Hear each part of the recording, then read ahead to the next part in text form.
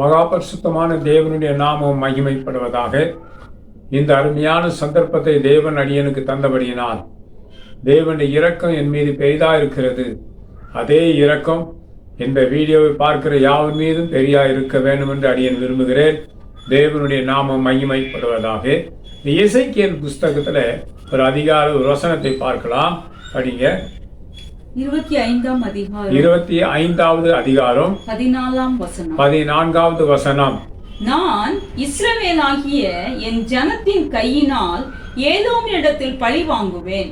அவர்கள் என் கோபத்தின் படியும் என் உக்கிரத்தின் படியும் ஏதோமுக்கு செய்வார்கள். அப்பொழுது நான் பழி வாங்குவது இன்னதென்று அறிந்து கொள்வார்கள். தேவனுடைய நாமம் மகிமைப்படுவதாக. இஸ்ரவேல் ஜனங்களை குறித்து அவர் விவரித்து சொல்கிறார். இஸ்ரவேல் ஜனங்கள் யாரை பழி வாங்குவார்கள்? ஏதோமை பழி வாங்குவார்கள். ஏதோமை என்றால் யார்? அருமையானவர்களே, ஃபுல் இன்ட்ரடக்ஷன் எல்லாம் நான் கொடுக்க விரும்பல. உங்களுக்கு வேதம் தெரியும், அதனால சொல்கிறேன். ஏதோமியரை அழிப்பதற்கு தேவன் திட்டம் வைத்திருக்கிறார். அவர் இஸ்ரவேல் ஜனங்கள் தன்னுடைய ஜனங்களை கொண்டு அவருடைய கரங்களை கொண்டு அவர்களை அழித்து அவர்களை தேவன் அதம் பண்ணுவார் என்று இந்த அதிகாரத்தில் வசனத்தில் சொல்லப்பட்டிருக்கிறது. இஸ்ரவேல் ஜனங்களை தேவன் எவ்வளவாய் நேசிக்கிறார் பாருங்கள். இஸ்ரவேல் ஜனங்கள் என் ஜனங்கள் என்று ஆண்டவர் சொல்லுகிறார்.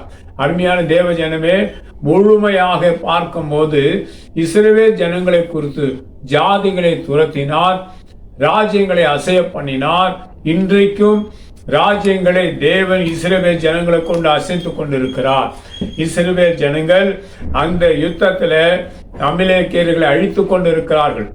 இஸ்ரவேல் ஜனங்களை கொண்டு தேவன் அந்த என்ன தீவிரவாதி குரூப்பு, ஹமாஸ் தீவிரவாதி குரூப்பை இஸ்ரவேல் ஜனங்களை கொண்டு தேவன் அதம் பண்ணி கொண்டிருக்கிறார். அந்த காலங்களிலே சவுல் ராஜாவா இருக்கும் போது இஸ்ரவேலில முதல் ராஜா சவுல் தான். அந்த ராஜா காலத்திலே இவர்களை அழிக்க வேண்டும் என்று தேவன் சொன்ன போதிலும் அவர்கள் அழிக்காதபடிக்கு இந்த சவுல் ராஜா இதானித்தான். ஆடு மாடு ஒட்டகம் எல்லாவற்றையும் கொண்டு வந்துட்டான். அவர்களின் பெண்களை வேலையாட்களாக கொண்டு வந்து அடிமைப்படுத்தி வைத்துக் கொண்டான். அவர்களை அழிக்காமல் விட்டதனால்தான் இன்றைக்கு பெரிய துன்பங்களை உண்டாக்குகிறார்கள். அதான் பெரிய சாபமானது. அருமையான தேவ ஜனமே, இந்த இஸ்ரவேல் ஜனங்களை கொண்டுதான் இன்றைய காலக்கணக்கு. இந்த காலத்துல ஹமாஸ் தீவிரவாதிகளை தேவன் அழிக்கிறார். ஹமாஸ் எங்கிருந்து வருகிறார்கள்? அந்த காலங்களே அமலேக்கியர்கள் என்று எழுப்பினார்கள். விஸ்தசேதனம் இல்லாத பெலிஸ்தர்களாய் எழுப்பினார்கள். இவர்கள் எல்லாம் அந்த காலங்களே பெலிஸ்தர்களை அழித்தார் தாவீதை கொண்டு. ஆமென். அன்பான தேவ ஜனமே, இன்றைக்கு நடக்க இஸ்ரவேல் யுத்தம் ஹமாஸ் தீவிரவாதிகளை அழிக்க வேண்டும் என்று சொல்லி ஒருவனாயிலும் அவர்களில் மீதியானவர்களாய் இருக்கக்கூடாது என்று சொல்லி தேவன் இஸ்ரவேல் ஜனங்களை கொண்டு ஹமாஸை அழித்து கொண்டிருக்கிறார். அது நாம் சந்தோஷப்பட வேண்டிய விஷயமே ஒழிய அவர்கள் ஹமாஸுக்கு நாம் பரிதாபப்படக்கூடாது. அன்பான தேவ ஜனமே, ஹமாஸுக்காக நாம் பரிதாபப்படக்கூடாது. நாம் இஸ்ரவேலுக்கு சாதகமாகவும் தேவனுடைய பட்சத்திலே நாம் நிற்க வேணும். அருமையான இஸ்ரவேல் ஜனங்களை கொண்டு யாரை முறியடிக்கிறார் பாருங்கள். அந்த எசேக்கியேல் புஸ்தகத்தை மறுபடியும் அந்த வசனத்தை படிக்கிறோம். 25வது அதிகாரம் 14ஆம் வசனம். படிங்க. நான் இஸ்ரவேலாகிய என் ஜனத்தின் கையினாலே ஏதோமிடத்தில் பழி வாங்குவேன். ஏதோமிடத்திலே நான் பழி வாங்குவேன். அவர்கள் என் கோபத்தின் படியும். அவர்களுக்கு பாருங்க, ஏதோமியர் மீது தேவனுக்கு எவ்வளவு பெரிய கோபம் இருக்கிறது. அந்த கோபத்தின்படி, கோபத்தின் மிகுதியினாலே தேவன் இஸ்ரவேலை கொண்டு அந்த அவர்களை தேவன் அழிக்கிறார். படிங்க. அவர்கள் என் கோபத்தின் படியும் என் உக்கிரத்தின் படியும். உக்கிரம் என்றால் என்ன? கோபத்தினுடைய மேல் பகுதி, உச்சக்கட்டம் தான் உக்கிரம். கோபத்தை கூட தணிந்து கொள்ளலாம், ஆனா உக்கிரத்தை தணிக்கவே முடியாது. தேவனுக்கு அந்த ஜனங்கள் மீது உக்கிரம், கோபம் உக்கிரமாகணும். அதனால் இஸ்ரவேல் ஜனங்களை கொண்டு அவர்களை அழிக்கிறார். கீழப்படிங்க. உக்கிரத்தின் படியும் ஏதோமுக்கு செய்வார்கள். ஏதோமுக்கு செய்வார். தேவனுடைய உக்கிர கோபத்தின்படி இஸ்ரவேல் ஜனங்கள் ஏதோமை கொண்டு போடுவார்கள். தடமில்லாமல் அழித்து போடுவார் என்று தேவன் சொல்கிறார். ஹல்லேலூயா. அந்த தேவன் இன்றென்றுமுள்ள சதா காலங்களிலும் நம்முடைய தேவனாயிருக்கிறார். தேவன் அவருடைய ஜனங்களுக்காக அவர் ஊக்கிற கோபம் கொண்டு தேவன் அவருடைய ஜனங்களை கொண்டு ஜாதிகளை துரத்துகிறார், ஜாதிகளை அழிக்கிறார். தாவீதை கொண்டு விருத்த சேதமில்லாத பெலிஸ்தனை தேவன் அழித்தார். ஓடி பெலிஸ்தர்களை அழித்து கொன்று போட்டார்கள். அதே போன்றுதான் இன்றைக்கும் தேவ ஜனங்களாகி இஸ்ரவேலை கொண்டு இந்த அமாஸ் தீவிரவாதிகளை அழித்துக் கொண்டிருக்கிறார். அமாசுக்கு நாம் பரிதாபம் பார்க்கவே கூடாது. இஸ்ரவேலின் தேவனுக்கு சத்பட்சமாகும். இஸ்ரவேல் ஜனங்களுக்கு பட்சமாக தான் என்னோட வார்த்தை இருக்கும் என்று தேவனாய் கர்த்தருடைய நாமத்தை கொண்டு சொல்கிறேன்.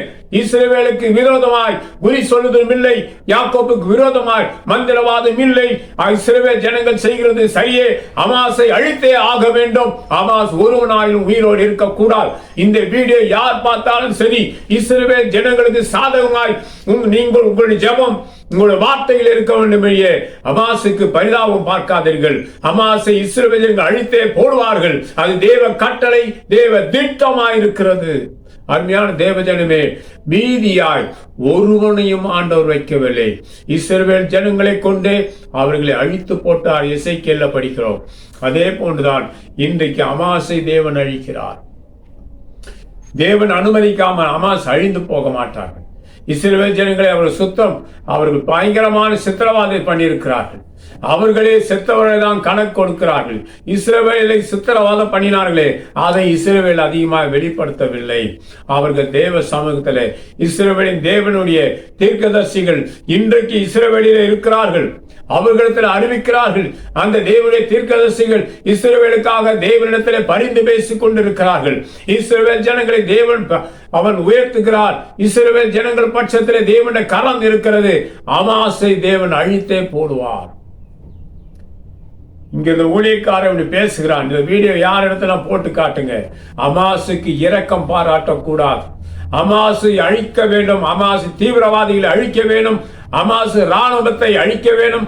அமாசுக்கு சாதகமாக இருக்கிற எந்த நாட்டை சேர்ந்தவர்களாக இருந்தாலும் அவர்களை அடியோடு அழிந்து பூமி சிதறுண்டு போக வேண்டும் என்று தேவ திட்டமா இருந்தால் அதற்கு நான் ஆமோதிக்கிறேன். அல்லேலூயா. இந்த தேவன் என்னுடைய தேவனாயிருக்கிறார். அடியேன் தேவனுடைய பட்சத்திலிருந்து பேசுகிறேன். அமாசுக்கு இரக்கம் கிடைக்க கூடாது. நம்முடைய தேவன் பெரியவர். சத்துருக்களை முறியடிக்கிற விஷயத்தில் அவர் மௌனமாயிருப்பார், அமைதியா இருப்பார். உக்கிர கோபம் வந்தால் இஸ்ரவேல் ஜனங்களை கொண்டு அமாசை அழிக்கிறது சரிதான் என்பதை சொல்லுகிறேன். அல்லேலூயா. தேவன் நமக்கு இரக்கம் செய்து நம்மை பாதுகாக்கிறார், நம்மை வளர்க்கிறார், நம்மை தேவன் பலப்படுத்துகிறார்.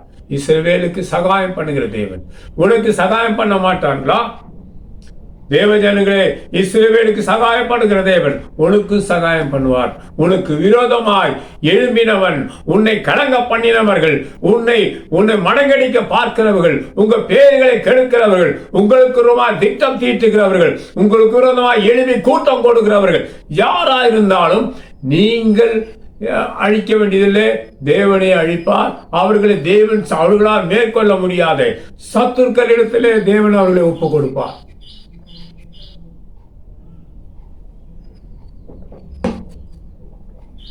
நம்முடைய தேவன் பெரியவர்.